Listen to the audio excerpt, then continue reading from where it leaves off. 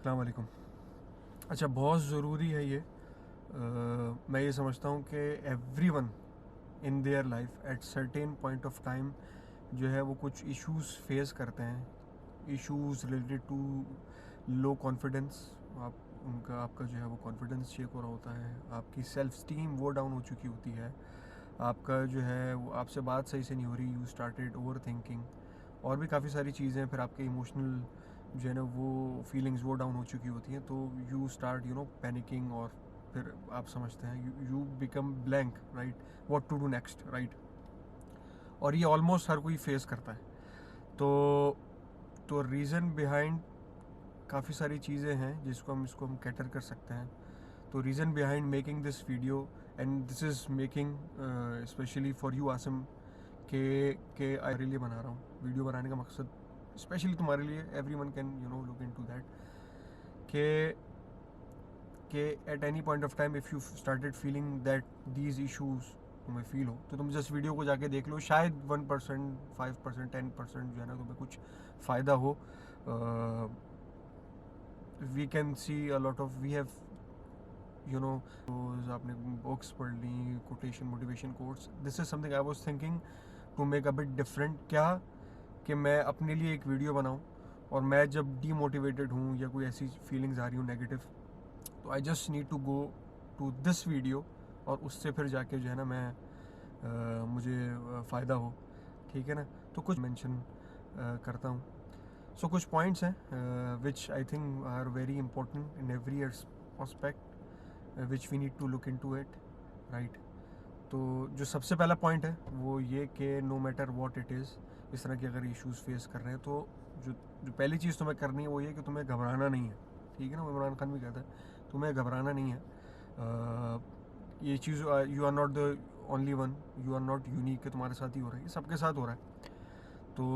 तो यह बस ये में माइंड में रखना है कि if you are facing this issue at one point of time you will overcome these issues, ठीक है ना।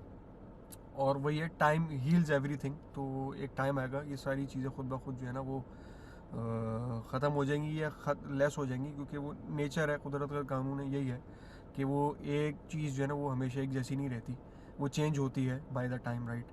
तो we don't need to afraid. This is tip number 1। Tip number 2 जो है, यार उससे पहले चाय ना हो जाए, सिप ऑफ इंस्पिरेशन भी ज़रूरी इन लाइफ में, ठीक है। चलो,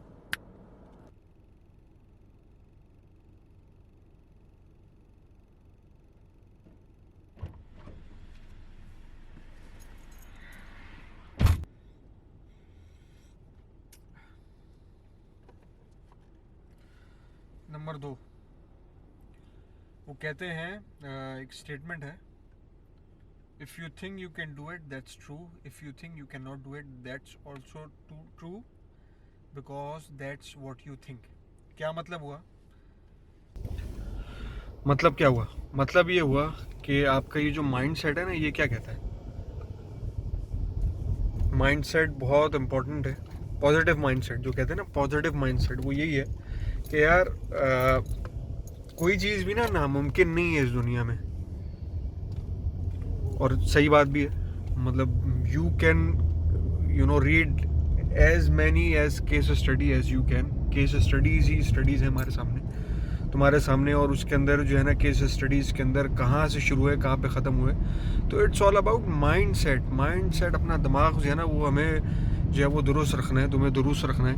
और उसमें जो है वो एक तो पॉजिटिव माइंड सेट एक चीज़, दूसरी चीज़ के ये बैक ऑफ द माइंड हमेशा ये हो कि you can do it, you can achieve what ever you want. It's यानी एक तो जब ये माइंडसेट हो गया ना, एक तो माइंडसेट ये हो गया कि भाई ये मैं कर ही नहीं सकता, एक मसला है मैं इसको पकड़ के बैठा हूँ, एक तो ये चीज़ हो गई। दूसरी चीज़ ये होती है कि नहीं यार, ये मसला अगर है तो I need to resolve it, और उसको रिजॉल्व करने के लिए अभी उसकी बात नहीं करके किस तरह से रिजॉल्व करना है, लेकिन जो दूसरी चीज़ इंपॉर्टेंट है वो ये कि you should have a mindset, positive mindset, कि हाँ यार ये तुम कर सकते हो और तुम करोगे। दिस इज़ वेरी इंपॉर्टेंट कि तुम कर सकते हो और तुम करके दिखाओगे, राइट। अगेन वो जो स्टेटमेंट मैंने पढ़ी, if you think you can do it that's true, if you think you can not do it that's also true, because that's what you think. ये अगेन थिंकिंग पे आ गई बात। और हमारे यानी दीन में भी यही है कि बी पॉजिटिव। तो इसमें जो है वो अपने आप का जो अपना जो माइंडसेट है ना, माइंडसेट है वो हमें पॉजिटिव रखना है हर लिहाज से, फ्रॉम एवरी पर्सपेक्टिव। और उसके बाद ये है कि जब ये चीज़ हम कर लेंगे तो फिर हम आएंगे नंबर 3 पे। व्हाट इज़ नंबर 3 वो मैं बताता हूँ आगे। हमारी तीसरी चीज़ है कि we need to keep on practising. Practice practice practice, वो कहते हैं ना कि practice me makes a man perfect. तो हमें वही चीज़ करनी है।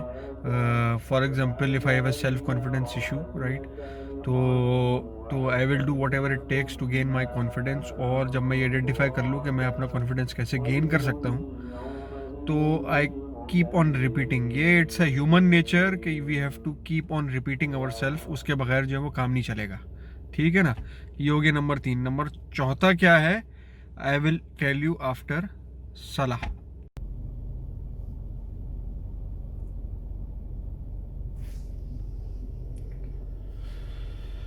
नंबर 4 है प्रिजर्वेरेंस।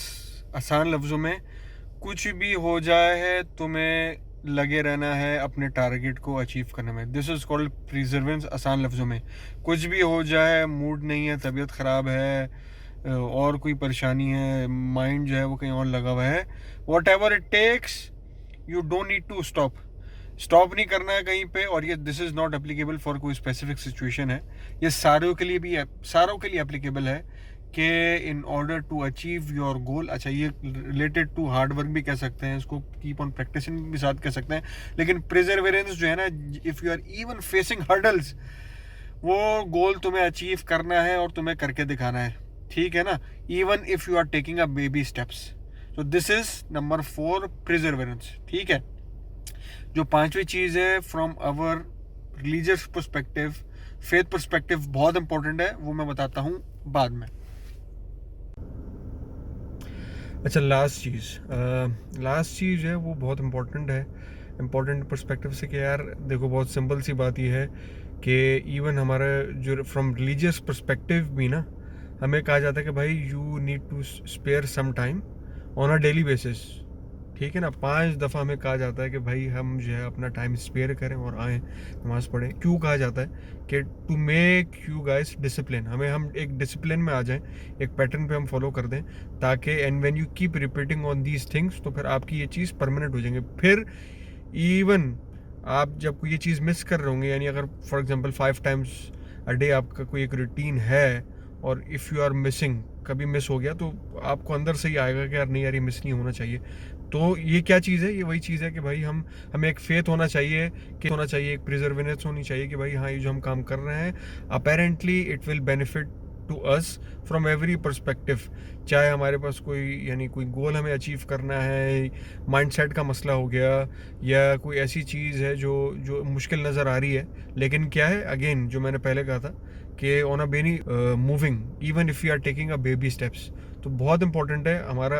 Again, regardless what we are saying, हमारे पास दुनिया जहान के जो है ना हमें वीडियोस मिल जाएंगी, लेकिन regardless of this, if we even just look into our religion as well, हम जब अपने फेथ को भी देखें ना, तो उसके अंदर भी ये है कि एक चीज़ बार बार थोड़ी हो, लेकिन जो है वो कंसिस्टेंटली हो, तो उसका फ़ायदा है। इंस्टेड के एक ही दफ़ा में सारी चीज़ें कर दी, एनर्जेटिक हो के एक हफ़्ता निपटा दिए, उसके बाद फिर ढीले पड़े में, ऐसा नहीं।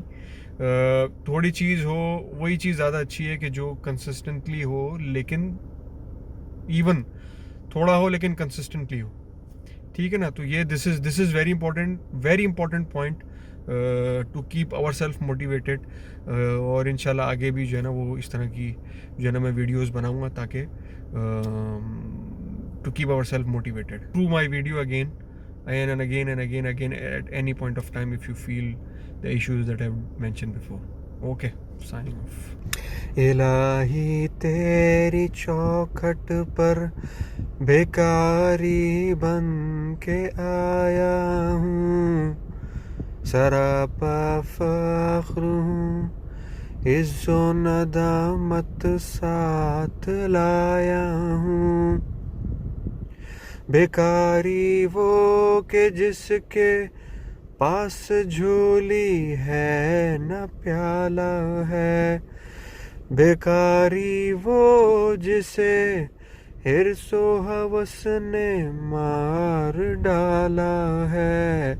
मताए दीनो दानिश नफ्स के हाथों से लुटवा कर, सुकूने कल्ब की दौलत हवस की भेंट चढ़वा कर। ये आंखें खुश्क हैं या रब इन्हें रोना नहीं आता, सुलगते दाग हैं दिल में जिन्हें धोना नहीं आता। इलाही तेरी चौखट पर भिखारी बन के आया हूँ, सरापा फख्र हूँ, इज़्ज़ो नदामत साथ लाया हूँ।